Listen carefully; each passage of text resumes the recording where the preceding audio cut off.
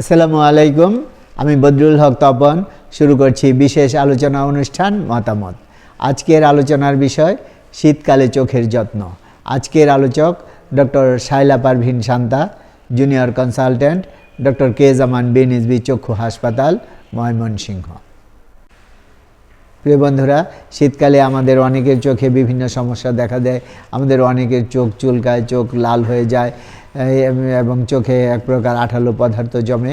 ছোট শিশুদের চোখ অনেক সময় দেখা যায় সকালে ঘুম থেকে উঠে ওদের চোখ বন্ধ হয়ে থাকে এবং এগুলি একটা শীতকালীন সমস্যা। আজকে আমরা আমাদের এই অনুষ্ঠানে শীতকালে চোখের যে সমস্যাগুলো নিয়ে আলোচনা করব এবং এর সমাধান এবং করণীয় কী তা দেওয়ার চেষ্টা করব। প্রিয় বন্ধুরা, এখন আমরা আমাদের আজকের মুখ্য আলোচক ডক্টর শায়লা পারভিন শান্তা ম্যাডামের আলোচনা শুনব। আসসালামু আলাইকুম। এখন শীতকালে চোখের যত্নে কি করণীয়? শীতকালে আমাদের শরীরের আর্দ্রতা বজায় রাখতে আমাদের প্রচুর পরিমাণ পানি পান করতে হবে, বডিকে হাইড্রেটেড রাখতে হবে। তাহলে আমাদের ত্বক এবং চোখ বোথ হাইড্রেটেড থাকবে, আর্দ্রতা বজায় থাকবে। এক্ষেত্রে আমরা আমাদের ঘরে হিউমিডিফায়ার ব্যবহার করতে পারি। তাহলে ঘরের আর্দ্রতা বজায় থাকবে এবং চোখও শুষ্কতা থেকে রক্ষা পাবে। এরপরও চোখ যদি শুষ্ক হয়ে যায় তাহলে বা জ্বালাপোড়া করে তাহলে over the counter lubricating I drop আমরা ব্যবহার করতে পারি। শীতকালে আরও একটি বড় সমস্যা হচ্ছে অ্যালার্জির সমস্যা। বিশেষ করে বাচ্চারা এই সমস্যায় প্রবলভাবে ভোগে। বাচ্চাদের চোখ চুলকায়, লাল হয়ে যায়, সকালে চোখ আঠার মতো লেগে থাকে। সেক্ষেত্রে এটাকে আমরা অ্যালার্জি কনজাংটিভাইটিস বলে থাকি। সেক্ষেত্রে নিকটস্থ স্বাস্থ্যকে যোগাযোগ করতে হবে। আমরা বাইরে বের হলে টুপি, স্কার্ফ বা সানগ্লাস ব্যবহার করতে পারি।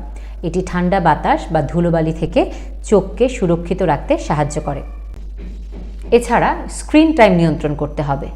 বড়দের এবং ছোটদের উভয়ের ক্ষেত্রে আমরা একটি নিয়ম অনুসরণ করতে পারি, 30-30-30। এই নিয়মটি 30 মিনিট কন্টিনিউয়াসলি স্ক্রিনের দিকে তাকিয়ে কাজ করার পর 30 সেকেন্ডের জন্য 30 ফুট দূরের কোনো বস্তুর দিকে তাকাতে হবে। স্ক্রিন টাইম নিয়ন্ত্রণের মাধ্যমে আমরা চোখকে হাইড্রেটেড রাখতে পারি এবং ড্রাই আই থেকে মুক্তি পেতে পারি।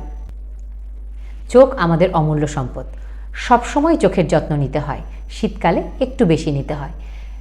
এই সব করণীয়গুলো করার পরেও যদি চোখের কোনো সমস্যা হয় সেক্ষেত্রে আমরা নিকটস্থ চক্ষু হাসপাতালে চক্ষু বিশেষজ্ঞের সাথে যোগাযোগ করব।